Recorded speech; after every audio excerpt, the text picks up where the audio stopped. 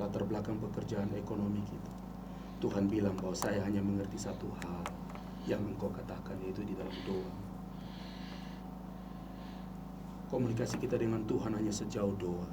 Sehingga malam ini kita dapatkan satu tema yang sangat indah oleh Raja Wali FM Mika, soal bagaimana kesaksian doa. Dan saya bawa kita untuk perhatikan bagaimana hamba Tuhan yang luar biasa itu Daniel mampu lolos dari strategi iblis untuk membunuhnya, untuk menghancurkan karirnya, untuk mengotori namanya, bahkan untuk meninggalkan dia sendiri di dalam gua singa, tempat di mana orang dihukum mati. Tetapi Daniel lolos dari dalamnya, karena Tuhan berkata untuk bagian yang ketiga dari cerita tentang Daniel tadi. Kalau tadi kita lihat bagian yang kedua, yaitu bahwa ia mempunyai roh yang unggul, roh yang tidak biasa seperti banyak orang yang lain. Maka firman Tuhan di dalam ayat 11 yang tadi di awal sesi acara ini kita baca bersama, yaitu ayat 11 Daniel pasal 6. Demi didengar Daniel bahwa surat perintah itu telah dibuat, Daniel pergi ke rumahnya. Dalam kamar atasnya ada tingkap-tingkap yang terbuka ke arah Yerusalem. Saya mau bilang untuk kita semua malam ini, pendengar Raja Wali FM Mika yang saya kasihi dalam Yesus Kristus, ada satu komitmen yang Daniel miliki yang tidak dimiliki oleh banyak orang di masanya, yaitu bahwa Daniel memiliki tempat khusus untuk berdoa. Daniel tidak ambil sembarang tempat, ya. Tidak menganggap doa itu sesuatu yang biasa-biasa saja. Tapi doa untuk Daniel ini khusus, doa ini spesial. Doa ini tidak dilakukan ya kebetulan ada waktu, ya, atau mumpung dapat kesempatan, atau kalau ada waktu. Ya, banyak orang Kristen hari ini, Pak Randi, mereka berkata bahwa, Pak Pendeta, kalau ada waktu saya ke gereja. Pak Pendeta, nanti kalau ada kesempatan. Tuhan kasih kesempatan untuk kita 24 jam sama semua orang. Bahkan kita bekerja 8 jam dalam semua tugas kita untuk setiap hari secara profesional. Tapi berapa menit kita kasih untuk Tuhan untuk berdoa? Dan di mana tempatnya? Apakah ada tempat khusus yang kita janjian dengan Tuhan, kita berjumpa dengan Dia? Daniel, waktu mendengar kabar itu, seperti biasanya dia datang ke tingkap atas dari rumahnya yang memang dipersiapkan, yang memang disiapkan untuk berdoa. Ada tempat untuk berjumpa dengan Tuhan yang memang Daniel cipta. Daniel buat itu. Daniel rencanakan. Doa yang direncanakan, perjumpaan dengan Tuhan yang direncanakan. Mari kita rencanakan berjumpa dengan Tuhan. Ada banyak anak-anak muda yang hanya kalau mau ketemu dengan pacarnya harus WhatsApp, harus kirim WA, kirim SMS, harus telepon, janjian jumpa. Dan siapkan diri luar biasa, siapkan harus minum dan makan di mana, di kafe mana, di restoran mana.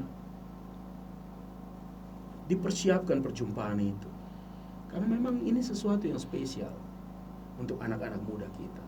Mungkin orang-orang tua yang punya pengalaman yang sama pasti akan mengenang hal itu pada waktu saya mengatakan statement ini. Tapi memang untuk ketemu dengan manusia, kadang-kadang kita harus mempersiapkan dengan baik. Apalagi kalau kita ketemu dengan pejabat, ya, entah dengan bupati, dengan gubernur, dengan menteri, dengan presiden. Pasti kita mempersiapkan semua dengan baik. Pasti kita buat janji, pasti kita ingat, ya, akan jumpa di mana, apakah di kantornya, apakah bertemu di tempat mana yang memang sudah direncanakan. Dan kita akan datang dengan semua hal yang akan kita bahas menjadi agenda pertemuan itu. Dengan Tuhan, Dia yang punya surga, Dia yang punya bumi ini, Dia yang punya segalanya. Kenapa kita harus serta-merta mumpung ketemu, kebetulan jumpa, ya bisa di mana saja. Memang doa bisa dilakukan di mana saja. Tapi ingat, firman Tuhan bilang, kalau kamu punya masalah, punya pergumulan, masuk ke kamar tidur. Ambil waktu untuk berjumpa dengan dia yang tidak kelihatan. Katakan di dalam doa kepada dia. Bisikan hatimu di tempat yang memang khusus untuk bertemu dengan dia. Dan Daniel melakukan hal ini, merencanakan dengan sangat baik, dan dilakukannya 3 kali sehari di tempat itu, tempat yang dirancang, tempat yang direncanakan. Dan tidak sembarang orang bisa ada di sana, karena ini adalah mesbah doa Daniel. Ini tempat yang sakral untuk Daniel.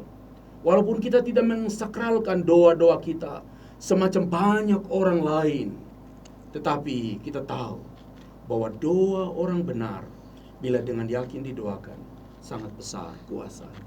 Sehingga waktu ingin berjumpa dengan Allah, kalau kita tahu dia punya kuasa yang besar, mengapa tidak kita mempersiapkan waktu itu? Janjian dengan Tuhan. Di dalam hati ada Roh Kudus, seperti yang tadi Daniel katakan. Dia punya roh yang unggul. Dia bicara dengan rohnya di hatinya, bahwa saya ingin berjumpa dengan Allah yang maha besar, Allah yang maha besar, dahsyat, Yehova, Adonai, Elohim, Yesus itu. Saya mau berjumpa dengan dia di jam ini, di waktu ini yang memang direncanakan. Saya pikir sebagai orang yang masuk di dalam 3 besar, di bawah raja langsung ya, dalam struktur kerajaan Darius itu, dia masuk di 3 orang pas di bawah raja. Mereka ini menerima laporan dari 120 para menteri di bawah mereka. Jadi kalau Daniel ingin berargumentasi soal waktu, dia orang yang paling tepat, karena dia punya kesibukan, adalah kesibukan dengan berbagai macam alasan bisa dia buat. Ada 1001 alasan.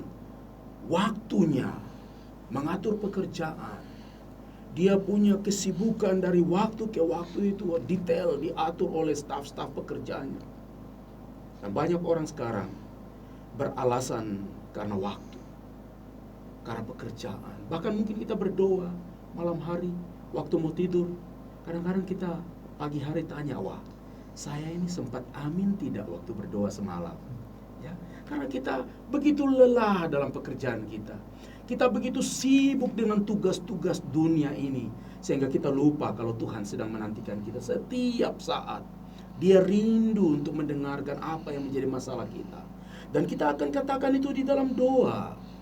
Doa yang dipersiapkan, doa yang direncanakan, doa berdasarkan planning yang baik. Karena kita menghargai dia yang kudus itu, Allah yang besar itu. Sehingga Daniel memilih tempat khusus untuk berjumpa dengan Tuhan di dalam doa. Sehingga saudara, para pendengar Raja Wali FM Mika, malam ini Tuhan datang kepada kita untuk mengatakan bahwa apapun kesibukan, apapun masalahmu, tantanganmu, ingat bahwa dia Tuhan yang adalah pendoa syafaat kita. Walaupun dia maha tahu, tapi dia menantikan suara kita. Walaupun dia lihat apa yang menjadi masalahmu, tapi dia bilang, kapan? Kapan engkau bicara, anakku? Sama seperti anak kita di rumah. Mungkin sepatunya itu sudah bolong ya, sudah sobek itu. Ingin dibelikan sepatu baru. Tapi bagaimana mungkin ayah mau bertindak ya, kalau anaknya itu tidak kasih tahu, kalau bapak, saya butuh sepatu baru, bapak.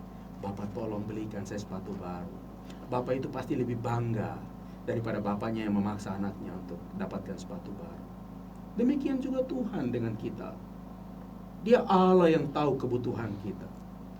Kalau kita minta sesuatu kepada Bapa, kita minta roti, dia tidak mungkin kasih kita batu. Kalau kita minta dia ikan, tidak mungkin dia kasih kita ular. Firman Allah berkata, apalagi Bapamu yang di surga, dia akan memberi yang terbaik, bahkan yang lebih baik dari apa yang kita minta.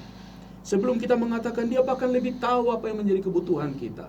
Tapi Tuhan sedang menantikan apa yang menjadi list doa kita kepadanya. Sehingga saudara pendengar Raja Wali FM Mika, Mari. Mari belajar setia untuk bicara dengan Tuhan.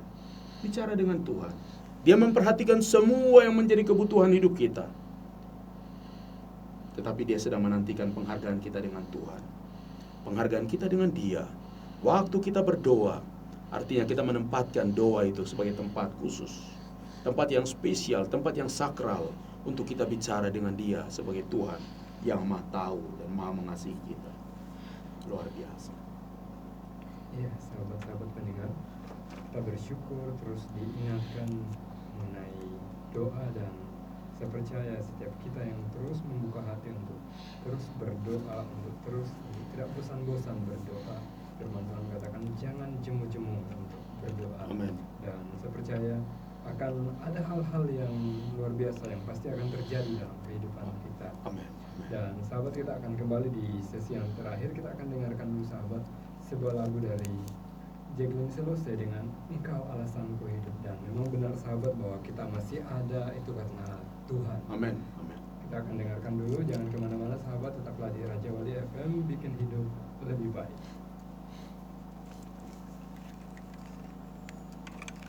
Jangan dikasih mati dulu, jangan.